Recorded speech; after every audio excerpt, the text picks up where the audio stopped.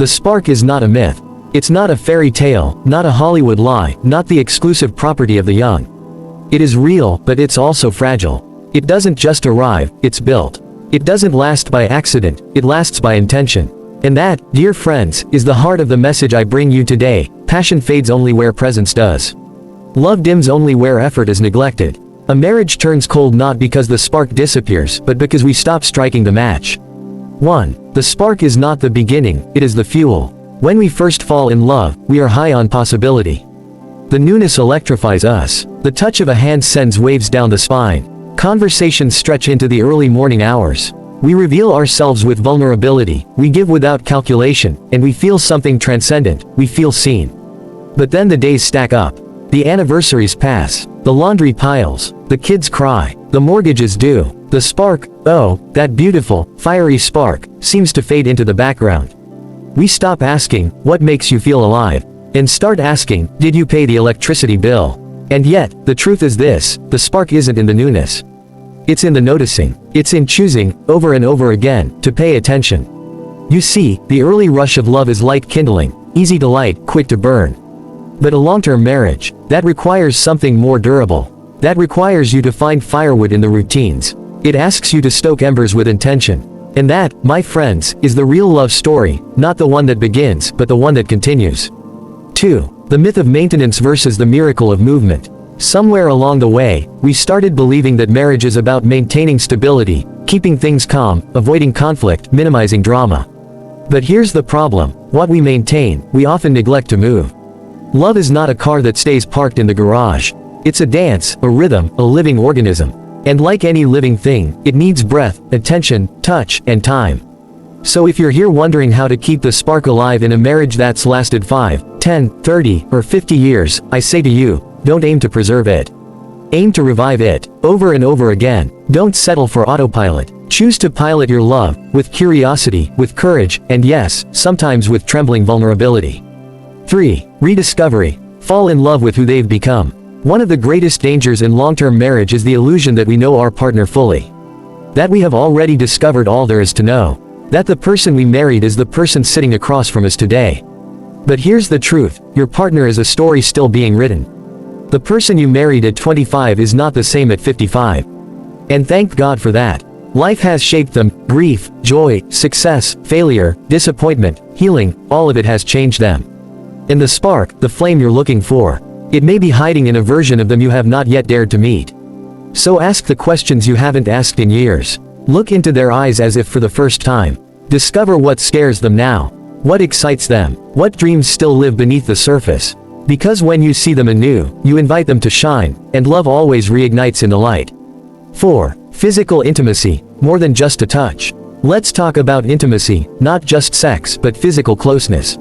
Over time, physical affection can fade, not out of malice but out of habit. The kisses become pecks, the hugs become functional, the hand-holding becomes obsolete. But here's the thing, touch is one of the first languages of love. A gentle hand on the back, a spontaneous kiss on the forehead, a 10-second hug that says, "You still matter to me." These small moments reignite connection. And yes, let's talk openly about sexual intimacy. In long-term marriages, desire doesn't die, it just gets buried beneath fatigue, routine, and unspoken fears. But your body still longs for connection. And so does theirs. Make space for it, not out of obligation, but out of curiosity. Talk about what's changed. Explore. Laugh. Be awkward. Be brave. Reignite the spark not by chasing passion, but by creating safety. Safety to express, to try, to be vulnerable. Because when two people feel safe, desire is not far behind. 5. Conflict is a catalyst. Now let's talk about conflict. That fire we're all afraid of. The arguments, the frustrations, the resentments that build up over time. You want to keep the spark alive. Stop fearing conflict. Start using it. Conflict, when handled with care, is not the enemy of love, it's its crucible. It's where honesty is born. It's where real transformation happens. When you fight, don't aim to win. Aim to understand. Don't raise your voice, raise your compassion. Conflict reveals the places where you've stopped listening. It shows you the gaps where love can enter again. So don't avoid it. Embrace it, with respect, with humility, and with a fierce commitment to grow, not apart, but together.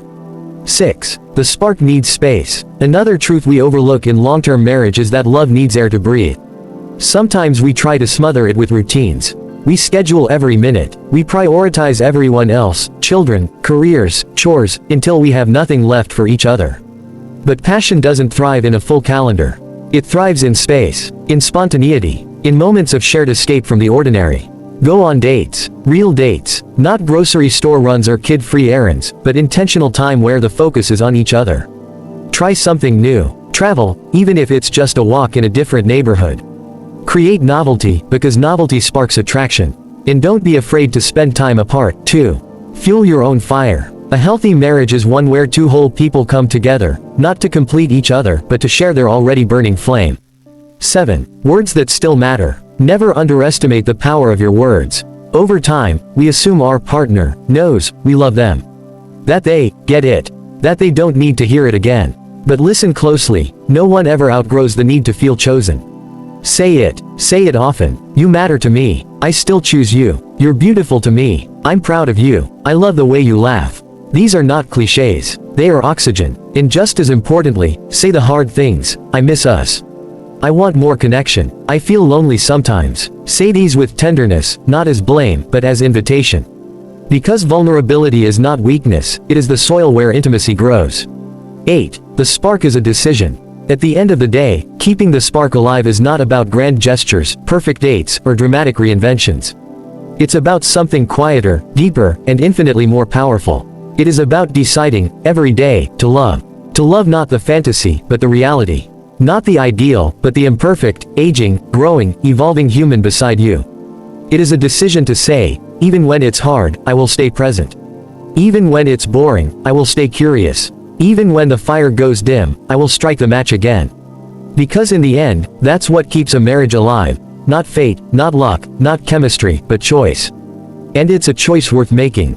9. Legacy of love. Some of you may be sitting here, listening with quiet ache in your hearts, wondering if the spark is too far gone. If it's too late. If the silence is too deep.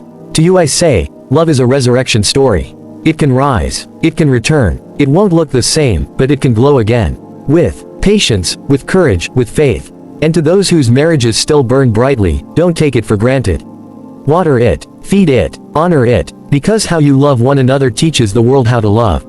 It teaches your children what commitment looks like. It shows your community what faithfulness means. It whispers to younger generations, it is possible.